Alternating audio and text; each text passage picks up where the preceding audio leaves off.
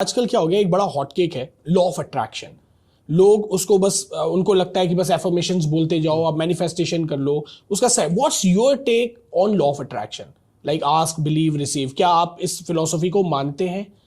देखिए उसकी कुछ हद तक मैं जरूर कहूंगा कि इसको मानना चाहिए। इसका एक मैं बिगर पिक्चर देखता हूँ। बिगर पिक्चर क्या है कि when you start manifesting about something, तो हो क्या रहा है, आप पॉजिटिव सोच रहे हैं। यहाँ पे most of the people you know they are in a negative state. मतलब जिंदगी मुश्किल है या मुश्किल में है जिंदगी, तो जिंदगी मुश्किल है, बाकी सब लोग उसको मुश्किल में डाले चले जा रहे हैं because of comparison, because of want, because of desire. ऐसा नहीं हुआ, वैसा नहीं हुआ, उसके साथ ऐसा हो गया, और उसकी कार मेरी कार से बड़ी कैसी, और उसकी वाइफ मेरी वाइफ से ब्यूटीफुल कैसी। मतलब कंपेयरिंग एवरीथिंग और anything and they are never happy. तो ये एक बहुत गलत बात है। तो जिंदगी मुश्किल है या मुश्किल में है जिंदगी, कभी गुजर जाते हैं हम और कभी गुजर जाती है जिंदगी।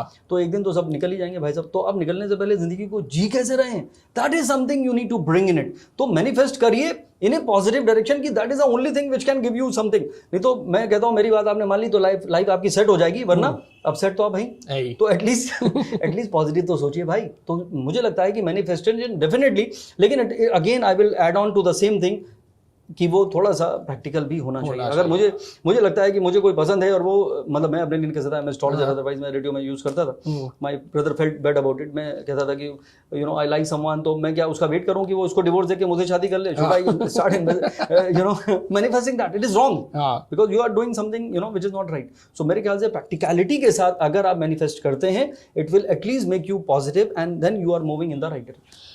मैं एक चीज पर्सनल क्वेश्चन पे अब आते हैं sir. You are very handsome, आप बहुत अमेजिंग बोलते हैं, आपकी पोइट्री इतनी शानदार है। और आप जब महिलाओं के बीच में जाते होंगे तो आपकी वाइफ थोड़ा सा समझा के भेजती होगी कि आज थोड़ी शायरियाँ कम करना, मुझे थोड़ा डर लगा रहता है। नहीं, ऐसा नहीं है। मैं देखिए, अब ये आपने बहुत ही दुखी रख दिया। मैं I am married since ages, और हम लोग बेचारे यू नो अभी विमेन एम्पावरमेंट की बात होती है, you have no idea how empowered they are.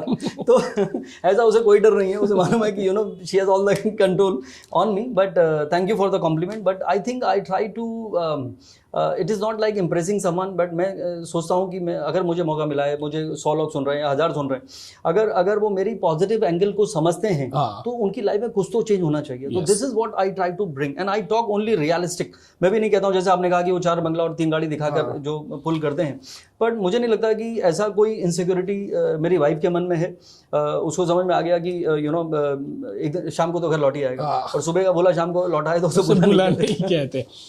Sir कुंडली जो है एक बहुत पुराना साइंस है जो बहुत सदियों से चला आ रहा है। आज के ज़माने में इतनी टेक्नोलॉजी आ गई है, सारी चीज़ें, बहुत चीज़ें चेंज हो रही है।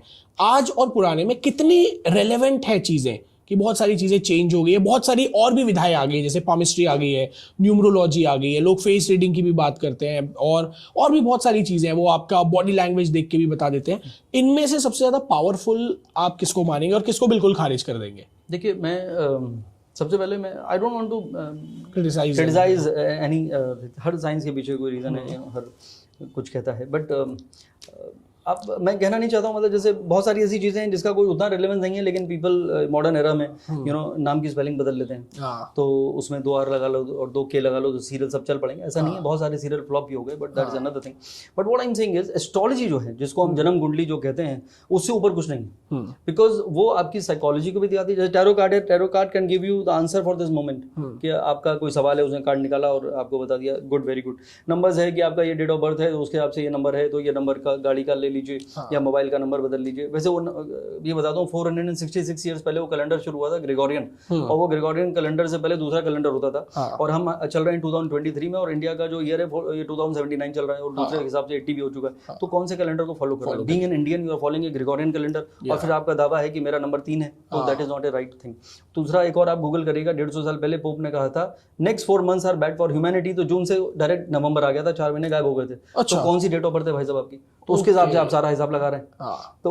तो what I am trying to say, वो सब अलग कहानी है। लेकिन जब आपके जो प्लैनेट जिस दिन आप पैदा हुए हैं, जहाँ पे वो प्लेस्ड हैं, वो आपकी माइंडसेट को, आपकी साइकोलॉजी को, आपकी जर्नी को, पास्ट, प्रेजेंट, फ्यूचर, आपकी डीप रूटेड साइकोलॉजी से, कई बार आपको भी कितनी बार कहते होंगे लोग कि वाइफ कहती होंगी कि मैं इतने साल हो गए तुम्हारे साथ, मैं तुमको अभी तक पहचान नहीं पाई। तो वो अभी तक पहचान नहीं पाई, और एस्ट्रोलॉजर आपको 10 सेकंड में बता देगा कि हु यू आर।